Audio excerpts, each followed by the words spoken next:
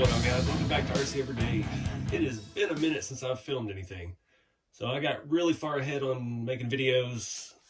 So I've been pretty much on the road for 3 weeks, it feels like. Got a lot of stuff in the buffer. Just about caught up with those right now. I just sold out of rat rod kits on the website, so I am out till we make the next round. That's pretty much all I had. Kind of blown away. It sold out in 2 hours. Can't thank you guys enough. Yeah, so like I said, got ready for Crawl Fest. Had some of the kits. I was sick the entire week after Crawl Fest. Got better just in time to load up and go to Beat the Creek. And if you followed on social media, you've seen that terrible journey where my car broke down twice and is now abandoned in Big Squid's driveway. So yeah, lots of stress, but I stayed out there for a little over a week after Beat the Creek, just relaxing, enjoying the Kentucky countryside, and did a little bit of RC stuff with him. And yeah, that video is probably out by now. But yeah, back at the shop now. I've got everything squared away. I've got all the kits sold. I've got to do all the shipping on that tomorrow, but I don't know where I left off. It's been literally 3 weeks since I've been in here and actually got to sit down and look at stuff. So we're going to kind of go through rig by rig, not everything obviously, but all the current projects and see where I left off at. Yeah, because I don't know what I need to do. So yeah, let's get started here with the rat rod kit, because obviously it's not finished. So you can see it's just a roller. I've been using this for testing everything, testing out different engines, different tires and wheels, different suspension setups, and just testing the parts as we got them. Yeah, so I don't really have a plan to finish this yet. It's kind of just a test mule, honestly. But I do need to make a firewall for it. I wanted to do that for a little while. You remember the other rat rods like that have the open face? You just put rare earth magnets in here and use a piece of sheet metal. It'll be a little bit tricky cutting it around our transmission, but I don't know. I'm not ready to do this yet. I don't have a theme in mind. I don't know if I want to do like a #2 tribute. Obviously, we don't have the same kind of engine in it. I don't know yet what I want to do with that, so I may really put that on the back burner for a while and just keep using it as a test mule, because we do have a design for a firewall that needs some work. I'm talking about doing some bedsides maybe, and maybe even a different cab that will work with this chassis. I don't know yet. Everything is still tentative with production. We had some issues, printer issues and things like that, that have set us back a little bit for the next run. So we'll just have to see where we end up with it. But if you're putting your kit together, that whole rat rod kit tutorial series, it's pretty much everything in there. And if there's anything that you can think of that I didn't touch on, let me know and I can get some information to you as fast as I can. So the long bed square body, I was so happy with this truck when I left. I did a little bit of crawling at Crawl Fest with it, and needed to stiffen up the shocks a little bit. Did that, got up to Beat the Creek, and even got to run it at Beat the Creek, but ran it with Jeremy at some of the cool trailing spots near his house, and I feel like I'm cheating. This truck is so detailed and so right in so many ways, but it's still it's still 4-linked front and back, and I don't know, it won't crawl as good as a stock SEX 10.2 because the body's so big and heavy and all of that. I can't get the shocks dialed in right. I need different shocks, I think, and different oils and go through all that. But deep down inside, I really just want to see it on leaf springs, because that's the proper way to do scale stuff. Keep it as accurate as you can. But it's going to go to Axial Fest Badlands like this, because I can't find that. RC4 Drive used to make a leaf spring conversion kit for the SEX 10.2. It came with rails, leaf springs, and all that, and I'm guessing that's been discontinued. I was looking for it last night. So, not sure what I want to do with this yet. I've even considered just leafing the front or the back. I don't know. But it's still a great truck. I do wish I had a little bit different motor in it. That's my, I can't remember, Holmes Hobby. It's not the Expert. And I usually do the 32-turn Torque Master Experts. And this is like the model down from that. And it's like a 27-turn. And it's just doesn't have that low end slow that I need. It has plenty of top end, which don't really need for crawling, but the main thing is it being so heavy with all the 4 links. It just, the side hilling, it just cannot side hill. In my Kentucky Adventure video, I rolled it down once pretty good. And yeah, it needs a little more spring in its step. But like I said, it's going to stay that way till Axial Fest. We'll see what we can do with it out there. And then we'll reassess after when we get back, see if it's worth changing or just building a whole new truck. I do have a long wheelbase TF2 chassis just chilling over here, roller that would fit a long bed, maybe fit a long bed. We'll see. So aside from the core fleet of rigs, I have a couple things that haven't been on the channel yet. This one, a viewer sent me from, I think it was in California. It's a Camtech Banger. I'm not real familiar with these. I've seen videos of them racing, mainly Europe and I think New Zealand and stuff too. It's a very interesting little car. Super, super durable, but very simple. It's basically a pan car on a piece of aluminum. It's got direct drive. It does have rear suspension, springs are captured, but they have these semi-hard bodies. These are pretty solid. You got a little Jaguar. I don't remember what model that is. XJ something probably, but an old 4-door. And they just, yeah, they do these up and they bang around with them and do like demo derby oval racing. But this was just too cool. I mean, I've not had anything like this. I don't know of any racing like this around here, but I thought it'd definitely be something fun to tinker with on the channel. See that rear suspension on there looks very F1 stylish. Usually they have a shock up here. These have it mounted back here on the back. Neat little durable fill-in setup. That's 1/4 inch aluminum. Got little coils in the front. And like I said, these bodies are pretty hard. So that one's been roughly cut. I don't know what to do with that. It's just I put it on the maybe pile. But I've got a radio and everything for it. He sent me pretty much everything except the battery, and that was because they wouldn't let him ship a battery here. So yeah, thanks for that. Not sure what to do with it. Any ideas? Paint scheme, styles, send me links to races of these and stuff like that. Let me know what direction we should go with this one. So I've been really excited about this. I've had this for a few months now and I haven't done anything with it. I don't know what direction to go. So we've got a sled pulling rig. Looks to be pretty much custom made. I took the battery tray off because it had a little bitty stake bed and like a 14th scale international cab on it. When I posted some pictures online, everybody was real excited about these front wheels and tires from some Losi mini monster truck thing. But yeah, I don't know anything about this. There's none of this anywhere near me. I think the closest sled pulling events I've seen are Kansas. And yeah, I haven't been able to make it to one. There was a big one in Indiana or Ohio or somewhere up there, but it was the same weekend as Beat the Creek. I really want to check out some of the stuff. I don't know what the rules and the classes and all of that stuff are. So I don't know how to build this thing. I really want to put like a square body on it or something and make it look realistic. Have a little bit of interior and things like that. Maybe do some cool, graphics, give it a name or something. But yeah, I don't know what I can do to where I could actually run this. It's pretty primitive. The front suspension the front axle is crooked, so it needs a little bit of work. See, the servo mount system is not working very well, but we've got a good chain drive system going on back here. I can show you that. I'm not sure what motors this gear is. Spin that, see if you can see. The gear is not straight at all.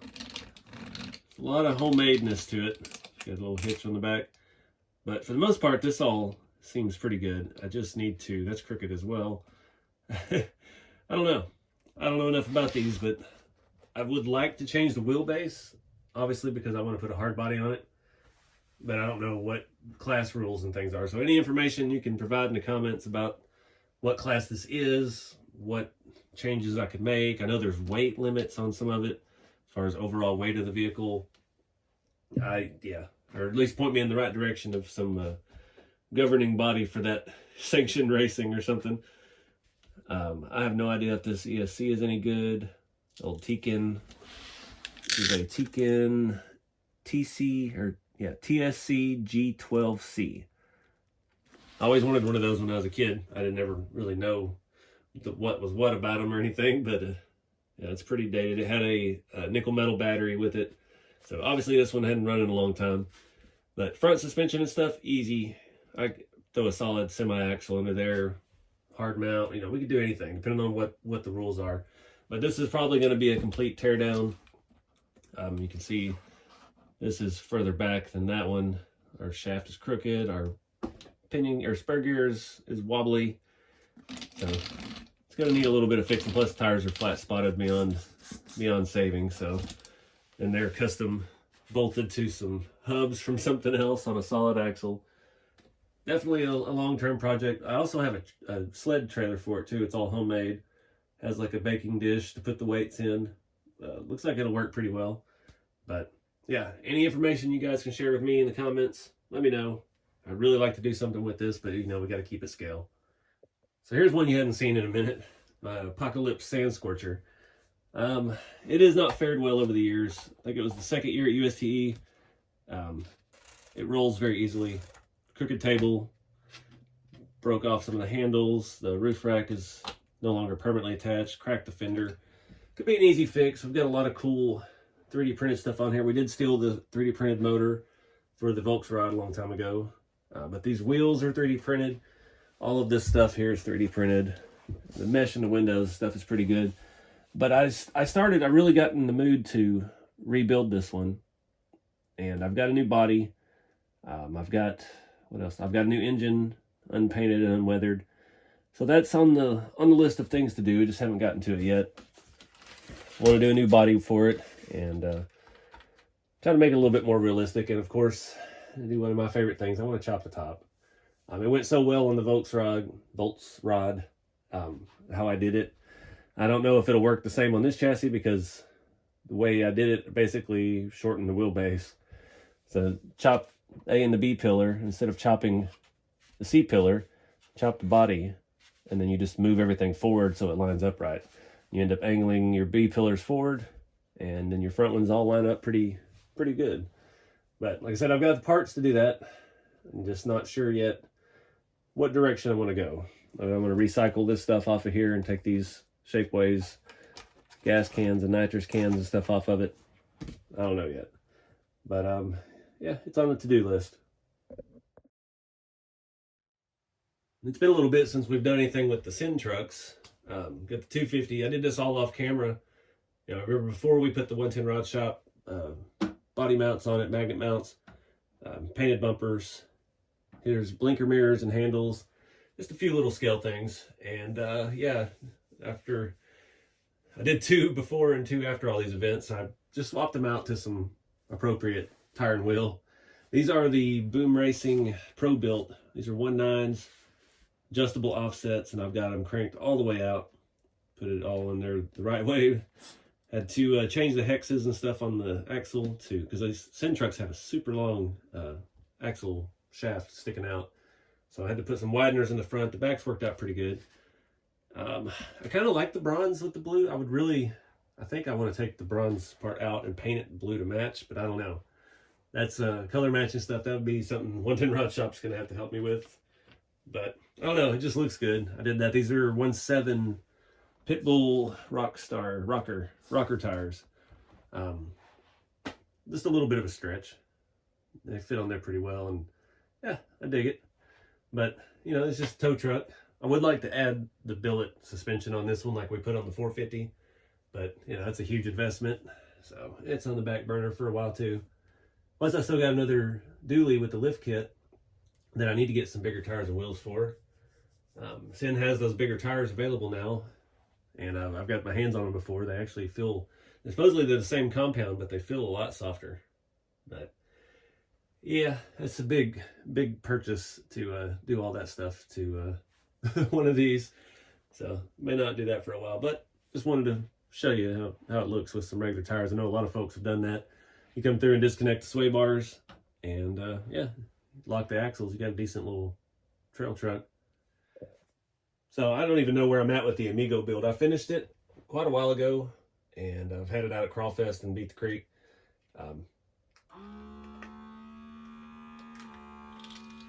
It is fully functioning now. That's about all the lift we get since we kind of narrowed it so much, shortened the control arms in, and it just stopped having quite as much lift. But I mean, if you're familiar with back and body drop stuff, it changes everything once you once you channel it. But I was pretty proud of this one. This was a lot of work, and it wasn't even a planned build. I bought these tires and wheels from RC4 Drive, the CC Hand Analog. They're 1.9 bead locks, and yeah, led to this whole project. They just look too good on something that low.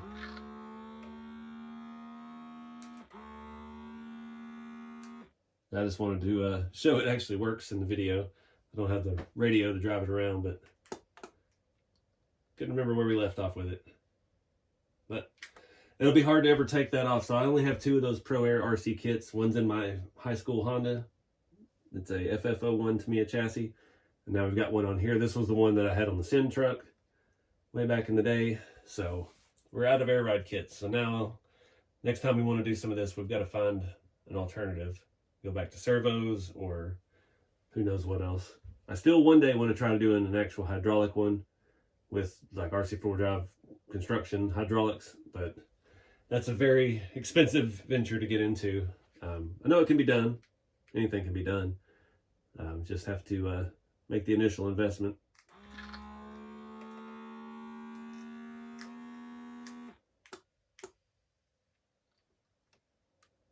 I don't know why one side goes down first, but at least it's going down. I think the coolest part of this was keeping the CC01 body mount, so it still comes off the same exact way as it would on its original chassis. Pull that battery out of there. See, we've got that mount just bolted to the stock bumper, and we made this one hang off the back. The body fits on there just like it's supposed to. Really pretty good design. I do say so myself. It's hard to do in the dark.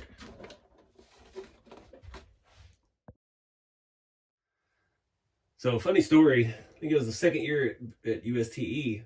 It's when all the guys from Illinois came down with Jeremy Big Squid. And yeah, I had I don't even remember, Hyperion Charger that I'd gotten in like 2011, and a lot of stuff I'd bought on eBay came with a Tamiya CC01 Jeep Wrangler. And remote. It's my DX3S that I still use, that I actually prefer over the new Spectrum radios. It all came in that lot with that Charger, and they about laughed me out of the room with my Charger situation. So my buddy Greg Holman, he gave me a Venom dual battery charger, which was like leaps and bounds over what I'd had, because that was still a single battery charger. And I've been using that for years ever since.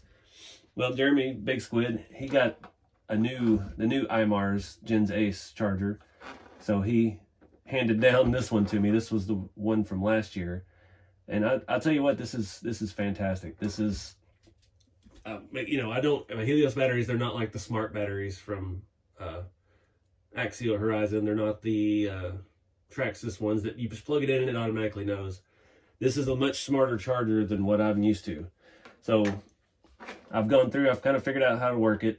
And when you plug in, it reads off your port, and it'll actually adjust everything on there for it. So I will go through to check the settings. I put a 2-cell on after I charged a 3-cell the other day, and it knew automatically what it was. So it's pretty much rock and roll. I had to get some adapters. These have XT60s, and I use Dean's on pretty much everything. So went and got these on Amazon. It was like $8. It had 2 males and 2 females for that. I just reuse these from my other one, and yeah, good to go. But yeah, it's pretty quick, and it just not having to go through and set every little thing, because I don't know what I'm doing with electronics. That's not my thing. I want it as simple as possible, and this has been pretty simple. We plug a battery in, and it automatically knows if it's a 2-cell or a 3-cell. It reads the voltage. It knows where it needs to be. You just go through and start it. But yeah, and it's so tiny. It's handy. I could actually travel with this one a lot better. Even that Venom one's probably about that tall and not quite that wide. And then I got dangling wires off of it. It was always cumbersome to deal with, but yeah. Shout out to Jeremy for hooking me up with that.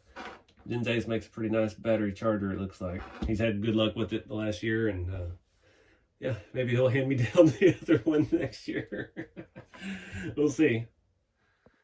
But that's really it, guys. I just wanted to kind of run through some stuff, kind of for me to figure out where to go from here. It's been so long, I don't know where I left off with videos and things. We kind of wrapped up some projects, and honestly, these kits and trying to do production and website stuff and trying to learn how to run an actual business has eaten up a ton of my time in the last few weeks. So, yeah, appreciate y'all being patient with me. Trying to get more kits out. I didn't have that much today when we put them on the website. I think I had 12 kits and 2 bodies, and yeah, they sold out pretty quick. And now I'm getting all the people that missed it and are wanting more. So I'm doing everything I can to get these out. There's a lot of variables at play, and it's just costly endeavor, but I appreciate all the support with it, and I appreciate everybody that's just been following along on here, having fun with us doing RC stuff. I think that's about it. I'm not touching any of the rat rods. The finished cars are finished. It's going to be hard to take the 3-window with me to events. It's not per se delicate, but I've noticed at Beat the Creek there was a lot of little kids trying to open things and stuff like that. So I did have to reattach the hood on it, and I saw at one point I walked to my booth and number 2 was up like this, and the little kid just slammed it down. I was like, oh, all right. So it's, like I said before, I retired a couple of the rat rods from going to events. Number 3 and the Volks rod, they are getting too delicate. Number 3 got warped real bad last year at Axial Fest in the sun. There's not a lot of vendors out there, so there was nowhere to hide, really, to shift the stuff around in the booth to get it under the shade at all times. But be back with some of that stuff this year. I'm going to have some of the rat rods with me. And, of course, my square body. I'll probably bring this square body, too, because it travels well. And look forward to seeing y'all out there. But until next time, guys, get out there and do something fun with the hobby. Think outside the kit and keep it scale. I'll see you all next time.